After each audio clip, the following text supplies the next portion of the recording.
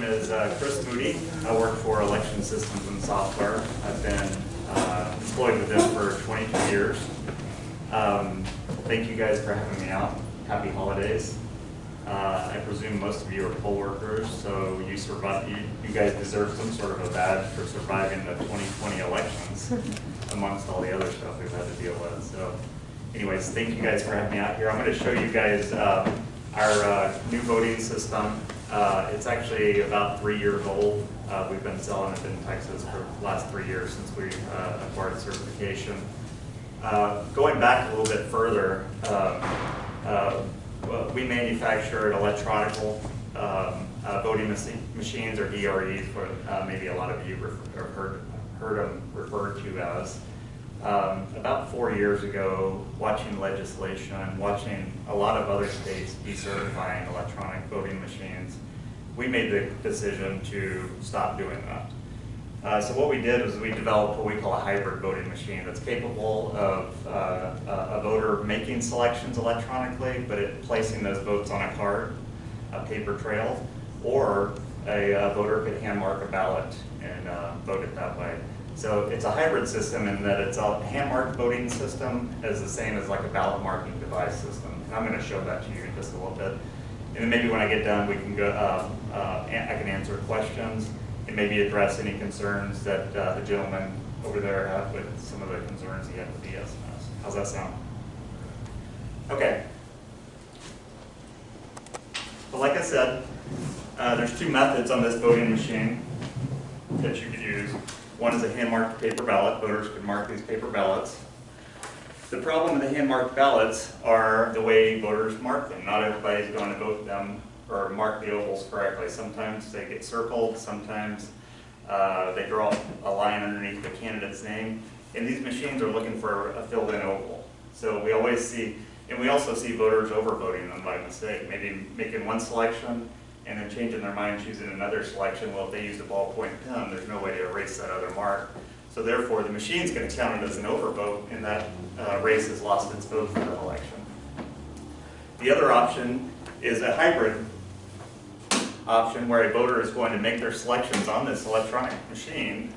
The votes are going to be placed on this card to be tabulated. This machine will not let a voter overvote a ballot.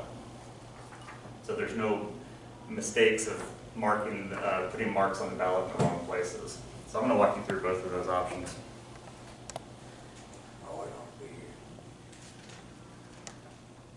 The first thing I'm going to do as a poll worker is I'm going to check a voter out. This is our newer poll book. The county has our older poll book, but they both function the exact same way.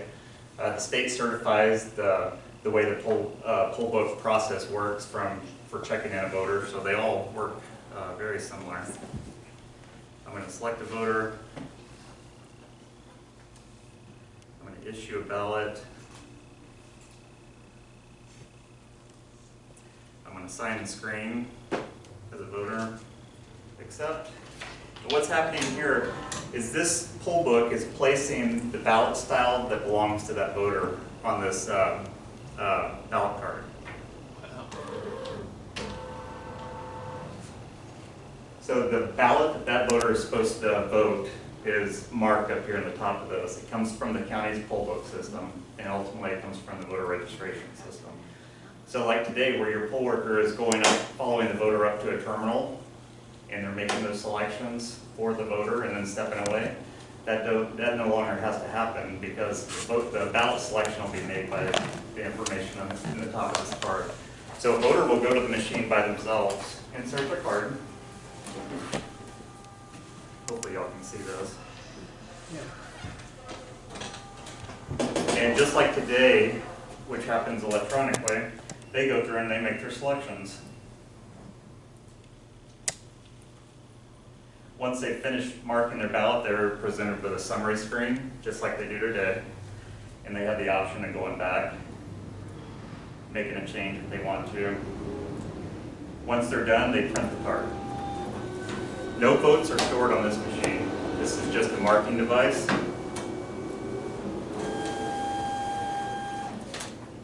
So all the voter selections are now on the card, and I have some examples up here I can pass around a little bit. So once the voter is now visually verified that yes, all the selections that I wanted to make are on this card, they take it over to the precinct scanner and deposit their ballot. This is the only device in the polling location that will keep track of votes. These don't. These won't record anything. All they're doing is marking a ballot for a voter. Does that make sense? So at the end of the night, this is the only machine that results have to be taken off of and brought in instead of each. Like today, it takes 5–10 minutes to close each electronic terminal down. At the end of the night, it's just this one machine that you actually close down to get votes off of. Same system can be used with a paper ballot that's hand marked. Fill it in.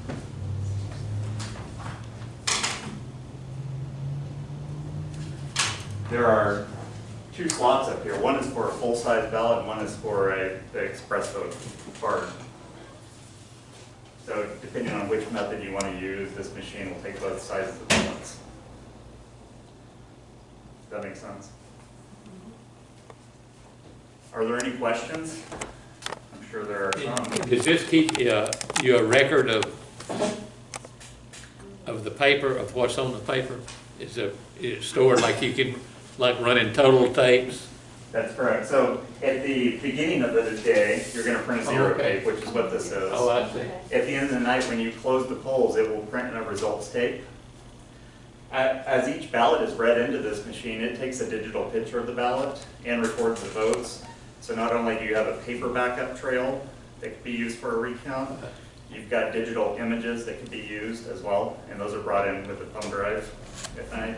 So if anything were to happen to the physical paper, you've got all the ballot images as well. I was just looking for my keys.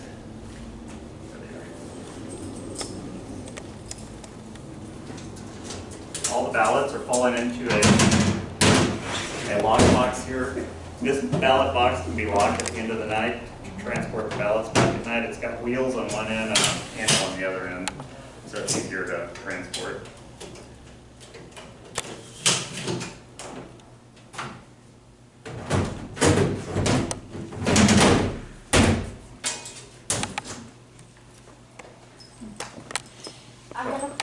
Oh, sorry. Go ahead. There'll be a tape printed out in the morning, evening, and there's also, I'm assuming, some type of electronic chip in that machine. Yeah, there is. Within the county clerk will remove. There's a thumb drive that's inside here, underneath the lock. I can't take it out right now, otherwise I'll have to reboot it. But there is a thumb drive in here. It's about this long that will be used.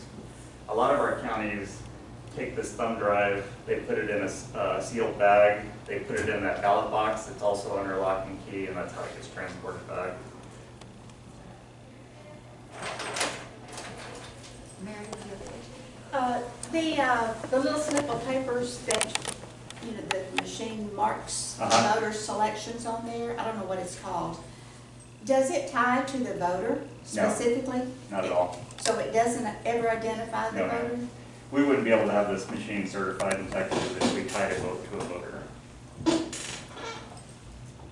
Although that's the voter selections. I mean, The voter is making their selections on this card, but this card doesn't contain any of the voters' information about who they are.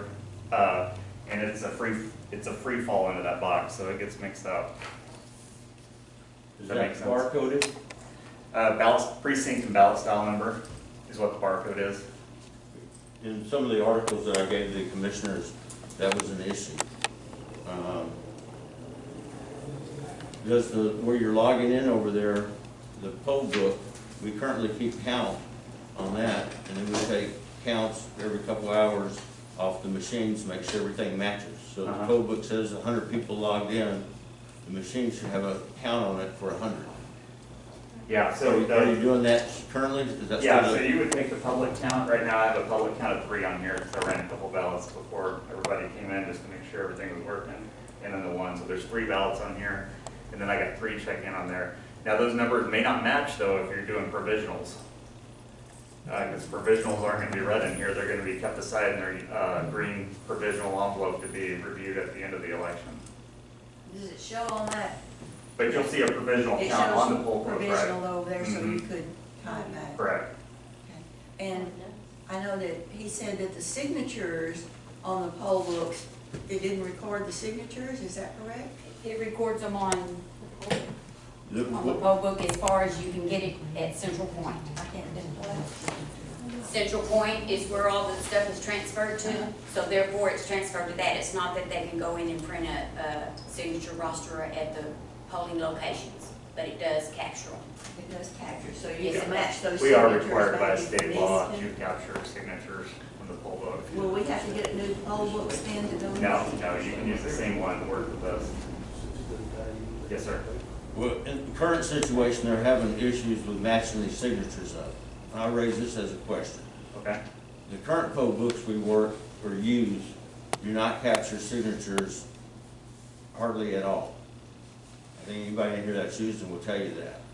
So if we had to ever go back to this situation, about verify their signature against what's on file, it would be impossible to do.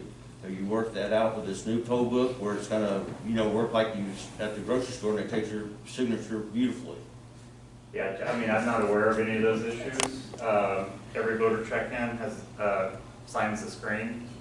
Now, the signature on a screen usually doesn't look like their wet signature does. But I'm not aware of any lost signatures, if that's what you're referring to. I'm not aware of any signatures that are not being captured. What, I'm saying you're captured, but when I fill out Robert P. Sharp the way I sign my checks, you cannot get Robert P. Sharp on there, you get a scribble on there. It's digital, is Yeah. all I, That's why I'm just saying. yes, sir. It's a not- digital signature, not Right. a paper. I know some Yeah. devices will allow that screen to capture more accurately. I know sometimes if you use an actual tablet stylus, sometimes it's a little bit more accurate. Not everybody has those with them, and I don't know if they're provided at the polling locations. When you use your finger, I know a lot of times that's not nearly as accurate as like a digital or a tablet stylus would be. And what I mean by tablet stylus, it's the stylus that's got like the little soft rubber tip on it. Those tend to be the most accurate. Can we use that kind of a stylus with our poll books? We do provide it, it comes with them. They're sent to the polls, yes, ma'am. So you can use that if you. Yes, choose ma'am. to. Is this the system they call the BMD? Ballot marking device is what BMD stands for. So that's what we call this, it's BMD. It's basically a ballot marking device. All it's doing is taking the selections electronically, so you're touching the screen to make your selections, and it's putting your selections on a piece of paper that can be visually verified. As opposed to today, when you hit cast ballot, that vote goes off in the electronic world. I mean, you never have a chance to physically verify that ballot. So yes, it's a BMD system. Like, where I'm not trying to be the fly in the ointment. Have you heard of Election Verification Network? And Okay, it's a national network that certifies this equipment. that would be the EAC, Election Assistant. Well, according to the state in their newspaper article, this is what they call it. It's a group of interdisciplinary and voting experts from around the country. They've come out heavily with some problems with this equipment that I'm not gonna go into. The commissioners can, if they feel like they want to, they can go through what I gave them. But, they said there's significant problems with the BMD system. That's And- pretty wide open, just significant problems. Is there anything specific in there we can address? I'll give you my copy and you can read the Okay. different three Yeah, we can articles address that I anything pulled you out. want. I'll tell you, the certification process is pretty rigorous. More rigorous at the state level, I would say. I think Texas does a much better job of certifying voting systems. At the national level, we go through the EAC, and then there's some, there's hardware testing labs that all the products have to go through drop test, and all the environmental performance of the equipment as well. Once it passes at the federal level, we can obtain certificate or apply for certification here in Texas. So at the federal level, you probably have 4 or 5 voting systems nationwide that are federally certified. But then they have to get certified in Texas. And Texas has only chosen 2 systems, or 2 vendors. Dominion was rejected because of security issues. So in my opinion, Texas puts us through a lot more than what the federal government does as far as certification goes. So that's kind of the process to be able to actually sell equipment. Okay. But I'd be happy to address any of those concerns. Yes, ma'am. Something was said very quickly a minute ago, and I wanted to verify. When we asked about the signature or the voter being tied to the card, you said Texas certification did not allow that? No, it requires that. Oh, I'm sorry, on the card? On the card? Yeah, you Tying can't- the voter to the You can't card? tie a vote to a vote, an individual. And the state of Texas certification is the reason, Yeah, they go through that. They make sure that there's no way to determine how each voter voted. and that Right. protects the And they do that at the privacy of the federal vote level. They then? do that at the federal level. There's no states that allow that. Okay. You know, states that are all mail states, you would think, oh, I can tie a vote to a voter. Well, not really, because once that ballot is separated from the envelope that it was mailed back in, there's no way to determine which, there's no way to marry them back up. Right. May I ask a question? Yes, ma'am. When someone gets their card out to see how they voted and they decided they wanted to make a change on that, could you go through how they would do that? Yes, it goes back to the spoil ballot process. They would Okay. go back to the poll worker desk and ask to spoil their ballot and be reissued a new one. Okay. I think they get 3 chances by law to spoil their ballot. What's the warranty on these machines? What's the warranty? Yes. They come with a 1-year warranty, and then each year after that, as a part of the hardware maintenance agreement, the county can elect to go into different levels of warranty maintenance that we provide. Today in Freestone, I think we do our gold maintenance where we come out once a year and do a preventive maintenance on all the equipment, kind of like taking your car in to get the oil changed and look at to make sure there's nothing else going wrong with it. Then we also offer a biannual warranty, which we come out every 2 years and do it. But if you're looking for a lifetime, you know, we anticipate supporting these for 15, 20 more years. The system you have today is still being supported in a lot of areas, and it's going on almost 20 years. Where we have our old machines, our machines now stored, is this gonna present a problem with this newer type stuff as far as climate control? No, the same type of climate control is fine. This stuff stays in my car year-round, and I haven't had any issues with it, and it gets hot in the summer here. I have a lot of people that store them in basements, attics, courthouses. The range of temperature variance is pretty, I mean, it's pretty wide. What about somebody that wants to drive up there and can't get out and go in and vote? Are these things portable where you can take them out to them and let them vote on them? Yeah, they can be unplugged and carried out to the car, or you can use a hand-marked paper ballot. A lot of my counties are doing Do that. we have paper ballots? This is what you would use. I mean, have we had paper ballots in the past? No, sir, we have the electronic that you carry out, let them vote on it.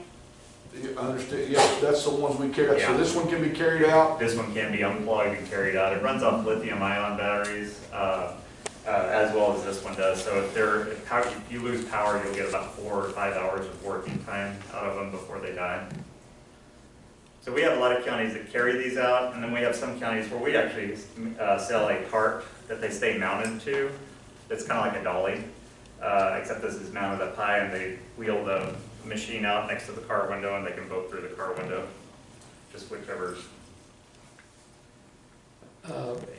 When you get your paper ballot out of there, how would the person in the car, It's carried back in with the poll worker in a secrecy sleeve. the poll worker can carry it in for them? Mhm, Okay, and deposit it in the, that's correct. okay. You said the system is, what, 3 years old?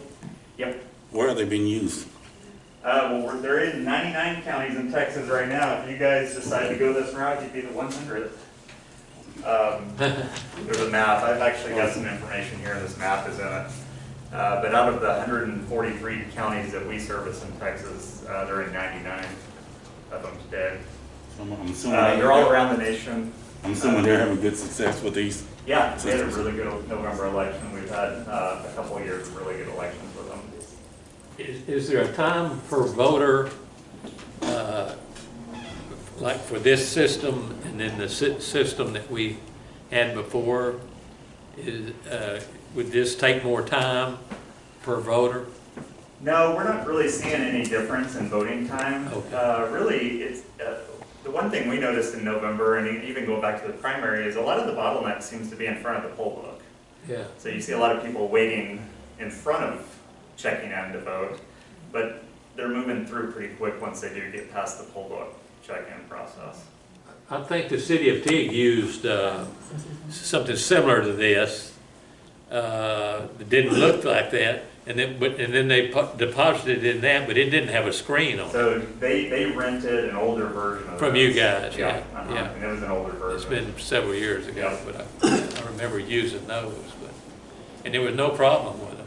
Yeah. And you had the paper trail. If it was a lawsuit or something, you have the Yep. proof from the ballot. Yeah. And Commissioners, this looks like a good system, but whatever system you're gonna go to it before the next election, because what we have now is just wore out. I had 2 machines down because of the shorted wire in one of the, Booths. one of them that was tied to 2 behind, and it messed everything up. And batteries went out on one of them, so please do something quickly. How long did you say these would last? These machines, we're gonna, I mean, we historically, we've supported the machines as long as someone has them. So we've not ever put a machine on the shelf and forced the county to buy something new. For example, the machines you have today, there's still several counties using them, even outside of Texas, that unless they get decertified, we're gonna continue to support them. We still rent those machines to local cities and schools that wanna rent but not buy. These machines, yeah, we're planning on supporting them, 15, 20 years, or whenever the last county decides to get rid of them. Well, those machines that we have now, as far as I remember, I've been here, I'll almost be here starting my 19th year, and we bought those. Those things aren't probably maybe 15 years old. Yeah. Are they 15 years They old? they were purchased in the fall of '05. Yeah. Okay, so that's 15 years ago, and we're having problems with them. I mean. Well, we uncover problems through preventative maintenance even when we do them today here in Freestone County, but there's things that happen during the transportation on those older systems, like you're saying wires are getting jiggled loose. Well, they may not have been, that may not have been a problem during the preventive maintenance, but between then and when they made it to the polling location. So actually, they've only been used, they're used every 2 years, so that's only about seven Yeah. times the use, is that correct? Right. They're used at a minimum 3 to 4 times every even year and 2 times every odd year at least, because of the May elections in every year, and then the May elections, and when you're talking about May elections, what kind of elections? city school elections. We have, I think our machines have been used in city school elections. I think we rented machines, the schools and the cities rented machines from other counties. They did not use those. Okay, and then the constitutional If amendment. my memory's correct. Well, last year we used it with 3 times, primary election, runoff, and then the regular election. I'm not sure if they're the same machines used, or can they only be used one time? I thought they could only be used, they couldn't be used for runoff and then for regular elections. Yes, they can. They can? They have been? The part that they can be reused is from, like, the machines you use in early voting can be used again on election day. Is it We know 30 what your days? question was? That was our question. 30 days in between? I'm not sure exactly on what the time frame is. These machines right here, because they're marking devices only, whatever you're using in early voting can be used again on election day, so you don't have that same stipulation with these machines. The reason you have it with the electronics is because they're storing vote information, they've got audit log information on them, so the state requires like a time period which they can't be used. Yes, ma'am. Can we trade our old ones in, Yeah, that's included on the quote. Yes, ma'am. so they won't be down there in the way? And I think one of the concerns, the main concern is where the machines that we have now, we don't have a way of having a paper ballot. But these machines will be able to have a paper ballot to be able to follow the vote. We won't know who voted and how they voted, which I think is good because you could target a person but we'll have that paper ballot to line up with our votes, where the machines we have now won't be. To answer your question, ma'am, we have 24,500 for trade-in. That's if we go with the paper ballot. But if you go with the electronic one that it prints out on, are you still gonna have that as a record at the end? Yes. Where you can match it up? Yep. Both, You can both match the this and numbers. this are your official Yeah, Okay, I'm vote sorry. records. yeah. Couple quick questions. How much of your components are made outside the United States? I don't know the exact percentage. We have some resistors that I know we ordered from China, but it's because we can't get them anywhere else. It's the only country that manufactures them. We manufacture some board components in Manila, which is in the Philippines. Everything else is done here in the U.S. and assembled in the U.S. Who's your ownership? The McCarthy Group out of Omaha, Nebraska. Right. That's been the issue in some of these articles. They can't get the information out of who's Yeah, so, who McCarthy. Group. yeah, and I've read a lot of those articles. So in our Why so ownership, secretive? it's in the bylaws that the individual ownerships can't be divulged.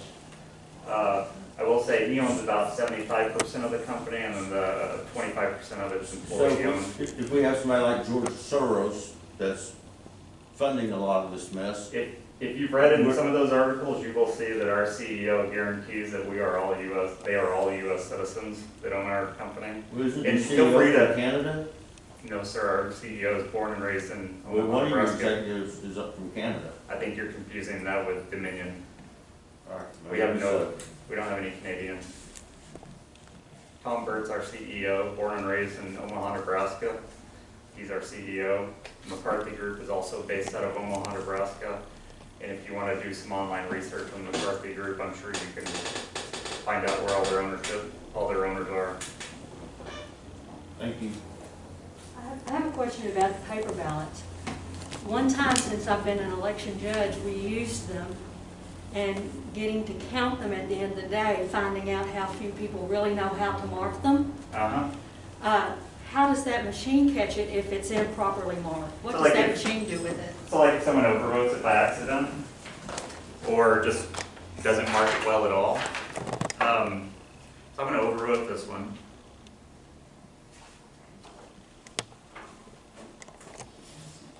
Again, you can't overvote if you're using those, so you don't have that problem, or you can't make a mistake on it.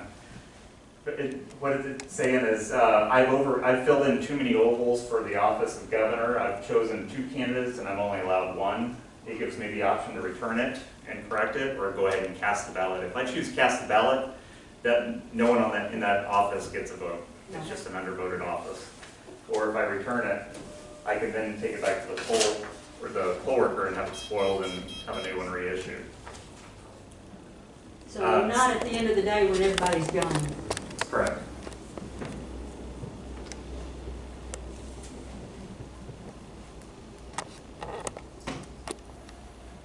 I have a question, Chris. I'm just Both at the same thinking, excuse me, I'm just thinking about what you just said about the ballots that are incorrectly marked. Is state law going to allow a poll worker to stand there by the machine where they're putting it in and advise them, or not maybe advise them, but instruct them on how to fix their own ballot? I'm not aware of it. Because most voters do not understand when you say, I'm how not to do aware it. of any law requirements that require someone standing next to this machine. I will say in all of our counties in Texas that use this machine, they do have someone standing next to it. It's mainly just to make sure they don't walk off with the ballot and they do deposit it. But when one of those warnings do come up, they do help them read through it, make sure they're reading the warning right, so that they know what to do with their ballot. Does that answer your question? yes, because that was my concern, because voters, even though you're printing it out there, they may not understand it. Yeah, and that's our experience most of the time, that even myself as a voter, or just anytime I interact with a machine, I typically don't read the entire screen. I just try to figure it out on my own. So a lot of counties do put someone next to the machine just to make sure that they understand what's being presented to them. Now, if that voter is worried about secrecy of their ballot, that card can be turned upside down and inserted in here so no one can see their votes. You had one. On the paper ballot, you mentioned that they can check and look at it before it goes into the other machine to verify what's there. This person that's voting from the car, their ballot then is no longer a secret ballot? It is as much as you can trust the poll worker, I guess. I mean, they're handing it back to the poll worker in a secrecy slave. And, you know, you've got to trust that that poll worker is going to take it all the way back in here to the machine and deposit it. Same with the hand-marked paper counting. Anyone that's hand-marking paper ballots, they have that, you know, they have to trust their poll workers. Well, and you're supposed to have two take it out. I mean, you're supposed to have that way of, you've got one from both parties representing to when you take the machine out. Yep. One person doesn't take it out. That's probably the one negative comment I've heard consistently from every county, but I haven't heard that same comment be brought up again after they've used the system, so at least not yet. Yes, ma'am. If you do a curbside voting, the paper ballot, you have to be sure that if you're the one bringing it back in to run it through the machine, you can't let them drive off. If they do, and that is an overvote on that ballot, it's gonna spit it back out. You have to go out there and let them do another ballot, so we're gonna have to remember You're right. not to let So them. on this ballot, you won't have that problem because if they're voting on this machine, it won't allow them to overvote. I'll demonstrate that real quick.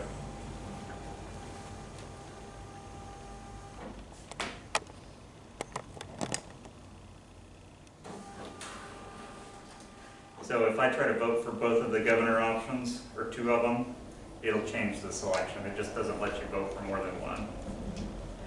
Yeah. However, if they're hand marking the curbside ballot, then they could have that problem, and the situation that you described would be true. You would want them to hold on until they knew that that was deposited correctly. Under what circumstances will people be hand marking their ballots? We don't have that, right? It's just, Not at this point, we don't have paper, but at this time, there will be an option of paper to the. They will allow them not to use the machine and to vote a paper ballot? it's preference in the county. It's the county's preference. I will say, there's cost savings, and for the more people that vote on this ballot right here is 9 cents each. And when you order this ballot, you order it bulk at 9 cents each. So whatever you don't use in this election is still blank and can be used in the next election, okay? When you order this ballot, it's specific to that election, and whatever you don't use, it has to be destroyed at 22 months later, and it's 32 cents each. So there's a lot of cost savings in using this. Everybody that's gone to the system, 80% of them, all voters are using this. I think this last election, we had like 18 different ballots. Is that correct, Linda? More than that? 31 or 32. Different ballots? Yes, ma'am, different ballot styles. That's the other thing. If you want to provide pre-printed ballots, then you've got to provide a lot of pre-printed ballots in the polling locations. I would think that could be something that would be given to the commissioners to make a choice whether we offer paper ballots in our county or not. And I think the commissioners need to make the decision as far as spending the county's money on trying to. At one time, people, early when we first started with the machines, people were afraid of them. Older people mostly. Young people has no problem with it. But the older people had a problem using the machine and would rather use a paper ballot. But most of those people are gone. Yep.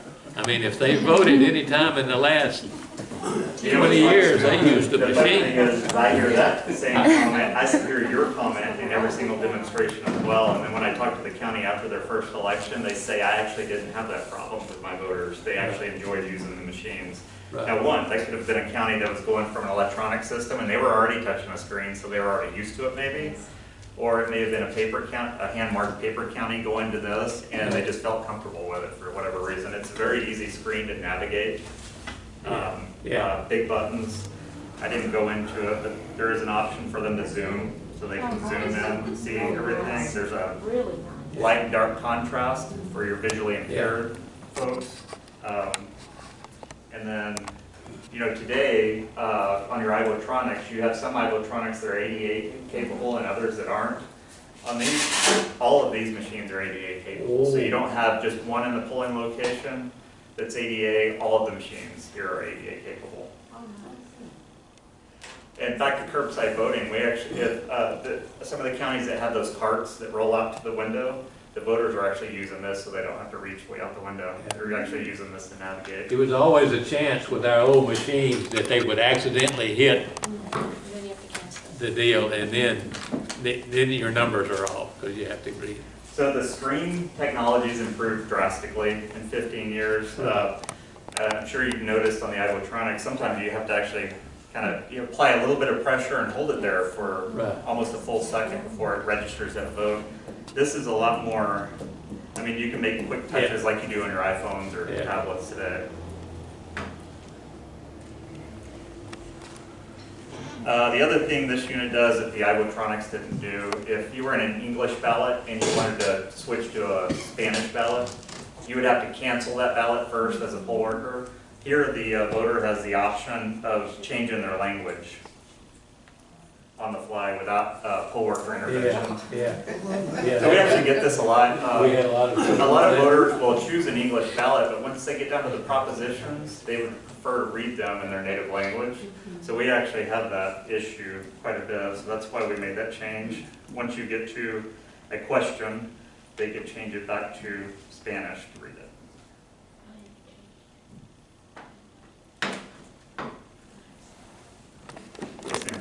Do these units come with the privacy screens? They do. around I them? didn't bring one in because it's hard for everybody to see the screens, but it sits on top like a little hat and comes out in front like this. Provides all the privacy you need. There's going to be a lot more reliable too. Any other questions or comments? Yes, ma'am. Is it easy for a voter to go up there and see buttons on the right side of that machine and accidentally hit something they shouldn't to make us have to start over again or anything they might? You mean like if a voter came up here to start voting and they hit something on here that got them in a menu or something? No. The only way you can get into any kind of a menu or outside of a ballot is as a poll worker. If you have the key, go back here and go into a supervisor mode where you could go in and change date and time, things like that. But as a voter, there's no way for them to hit anything on there wrong. Probably the worst thing they could do is hit the X button and eject their blank card, and they just have to reinsert it. Okay, and then we're not gonna have PEBs with this machine, we're gonna have key? This is your PDB. Wow. This is the PDB. This is what activates the ballot and then becomes the official vote record. And so the ballots are already on the machine. Yeah, they're programmed. Into the machine instead of into the PEB. Yeah, so like today, we program your PEBs for each election. Now we would program the thumb drives that get put in these for each election so that it knows which ballot styles are possible for that election. Does that make sense?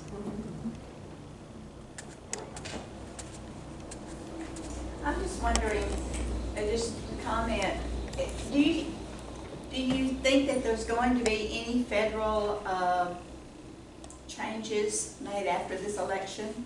You know, like when we first started doing the electronic ballots? I think, the machines? well, this is the last state in the nation to have electronic machines not be certified.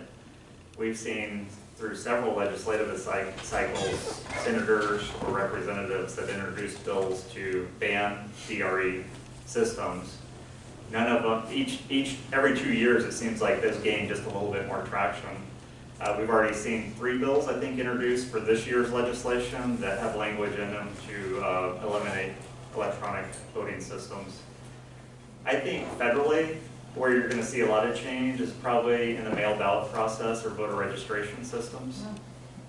I don't think you'll see any changes to ballot marking devices because that tends to be the direction everybody's going, and it provides an actual paper trail that can be reviewed. So I don't see any change there. I think it'll happen more on the mail balloting side, if anything. And I don't even know if there'll be anything consistent done federally. Usually election laws are at state level. But that's my opinion. Linda, could I ask you a question? Yes, sir. Once we assemble all this and bring it back to you, how do you tabulate that and then get that information to the state? When we tabulate, as far as the machines we have now, we read it into the ERM, and then we take it and we have paper totals. We therefore go into the state site and manually have to enter them into the state. Would this make your life easier? This will make the easier part of elections for sure, yes, it will. I'll go ahead and take the thumb drive out since we're probably Speaking of the thumb drive, this is what gets sent back to Linda at the end of the night from the board first. This is what will get tabulated. And I'll talk a little bit about this thumb drive. Maybe it'll answer your question, and if not, I'll answer it. These are manufactured by Delkin. We work with Delkin. They encode these thumb drives with a code on the board that's inside this, so that when it's inserted into one of our machines, that machine knows that it's this thumb drive. If I were to put a thumb drive that maybe one of you guys have in your pocket in this machine, it doesn't recognize it. So these are proprietary. You can only use these thumb drives, otherwise you use an off-the-shelf thumb drive, it just won't work with the machines. The other thing is if someone were to get a hold of this thumb drive and try to alter the information on it, we use the same encryption that the military and banking systems are using. It's doing hash verifications, hash checks. So each time this gets put back in a machine, it's taking the digital image of that encryption and comparing it to what it's reading, and if there's been any changes, it kicks it out. So it's doing a security check each time it's entered into the machine.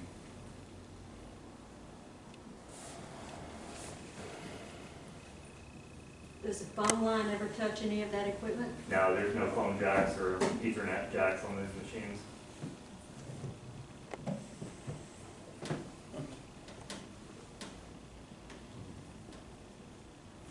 Did that answer your question, or did you Yeah, follow pretty up? well did. Okay. I was just gonna ask, do you use any servers that are outside of the United States? Yeah. I mean, all this stuff is on the current news, so I think it's good just to get. So I can describe a little bit of that, because, you know, being in the industry, I have the advantage of being able to tell what's fake news and what's not. There's a company called Seidel that I think is based out of Italy, maybe Germany. That is an online reporting tool. So there are counties that may purchase their product for the simple step of taking data out of our reporting system and putting it in their online reporting tool that gives you a nice fancy web interface, so you as a voter or a citizen of the county can see what the results are. Their tool is in no way touching any of the voting systems. So, for example, Dallas is one of our customers. They use Seidel for their election night reporting. The way that works is these thumb drives are brought into our reporting system, but because Dallas doesn't happen to like the way our formatting is for the reports, when it gets posted online, they've partnered with another company called Seidel. Seidel takes our information and they put it on the internet. Does that make sense? I'll follow you. Yeah. And there's a couple other online, there's a couple other vendors that I think provide some sort of an online reporting tool as well. We used to, and 2 years ago, we decided to get out of that business, and we saw that as a red flag at some point. Anything else? I'd just like to say that thank y'all to all of y'all that showed up today and the work that y'all did at the polls and the input that you can give back to us will certainly help us make decisions that's what's best for y'all and what's best for Freetown County. Without y'all's input, we have no idea. We go by whatever we think. But I'm so grateful that y'all are here today and the good job that y'all did in this election. I'm just so thankful and thank each and every one of you. Yeah. when you saw the problems all over the United States this last election, you appreciated this county and the way it operates, you know, is my opinion. I mean, and these machines are probably 10 times as good as the ones we have. Just Yeah, that so technology is so fast now, improving. It's amazing. yeah, they get obsolete before they're ever issued. Yeah. And I think it's also good, if you feel like there's an issue, sometimes Linda might bring up the issue to us, because we have so many issues in the county. Sometimes we might not take it as important, but when you show up, because you work with the machines, then we know that's a serious issue that need to be truly addressed. And we have no problem with you showing up, and really do appreciate the work that you guys doing. Thank you. Only from the input of the actual workers are we able to make better decisions. Yes. And I know you take the input of the workers, and we appreciate that too, we Yes. sure do.